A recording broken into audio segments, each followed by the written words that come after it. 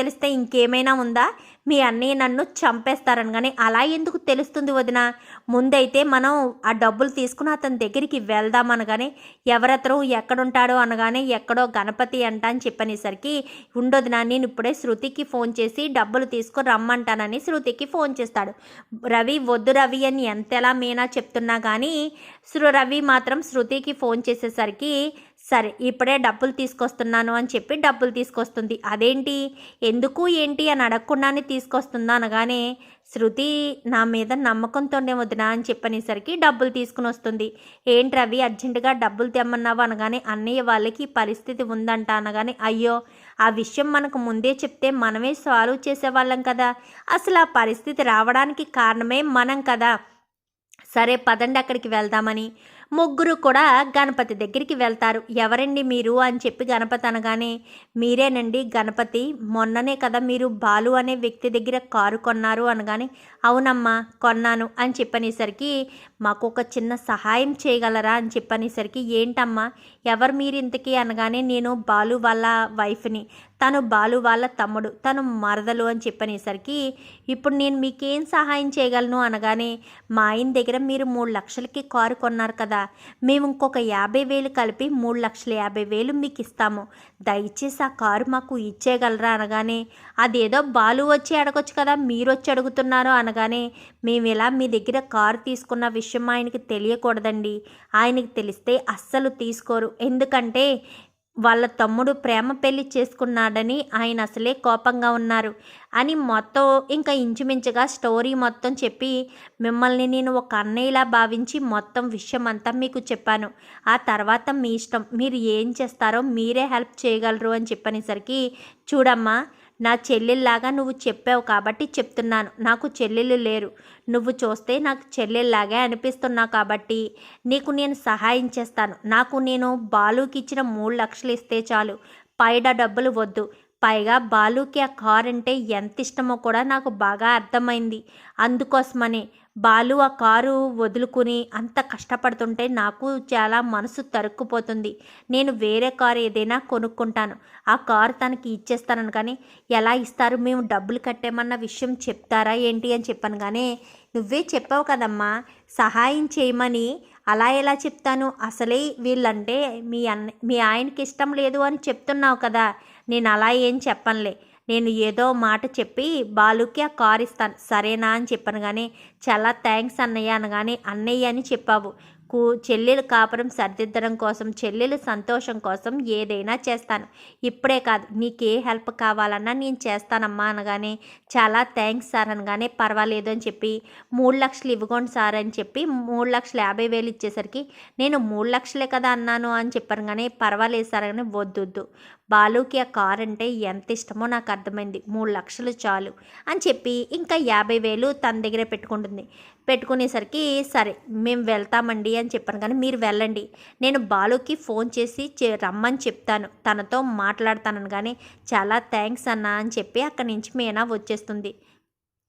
చాలా థ్యాంక్స్ శృతి అనగానే, అదేంటి అలా మాట్లాడతారు, మా పెళ్ళి చేయడం వల్లే కదా ఇన్ని ప్రాబ్లమ్స్ వచ్చాయని రవి ఎప్పటికప్పుడు బాధపడుతూనే ఉన్నాడు, పాపం ఎప్పుడెప్పుడు మీ ఇంట్లోకి వచ్చి మీ ఇంట్లో వాళ్ళందరితో కలిసి సంతోషంగా ఉందామా అని రవి ఆరాటపడుతున్నాడు, అందుకోసమని ఏదో రకంగా సహాయం చేస్తే ప్రాబ్లమ్స్ అయినా క్లియర్ అవుతాయి కదా అని చెప్పాను. కానీ సరే ఇంకా మీరు వెళ్ళండి, నేను ఇంటికి వెళ్తాను, చాలా ఆలస్యమైంది అనేసరికి, సరే వదిన అని చెప్పి ఇద్దరు వెళ్ళిపోతారు. మీనా కాస్త ఇంటికి వచ్చేస్తుంది.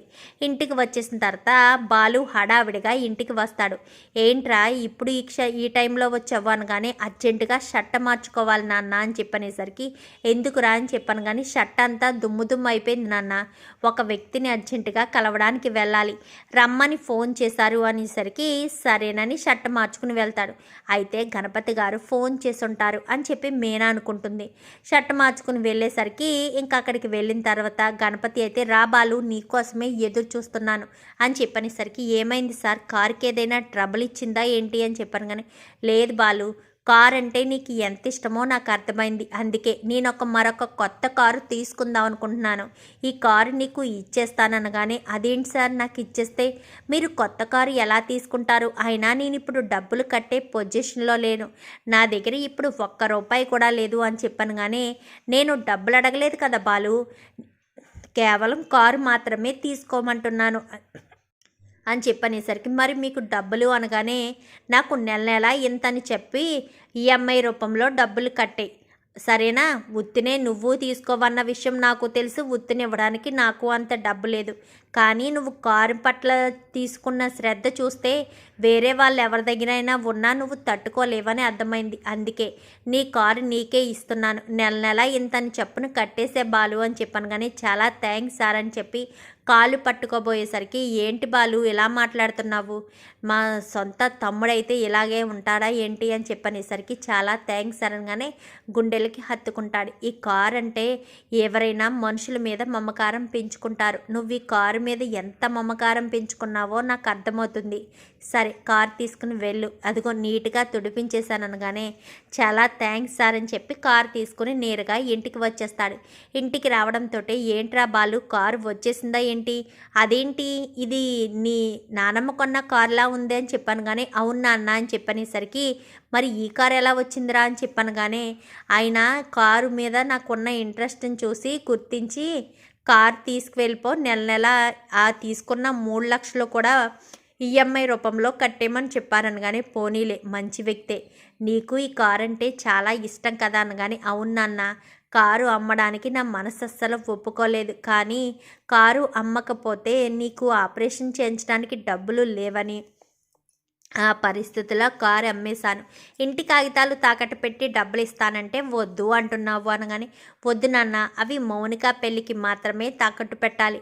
ఈలోపు తాకట్టు పెడితే అప్పుడు మౌనిక పెళ్లి సమయంలో ఏం తాకట్టు పెడతాము, ఎలా పెళ్లి చేస్తాము?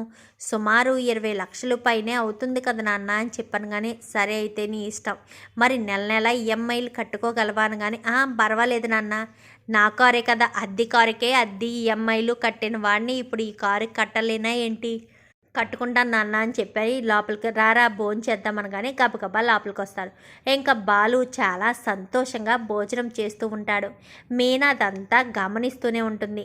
మీనా గమనించడం బాలు చూసుకోడు, కానీ సత్యం చూసుకుంటాడు.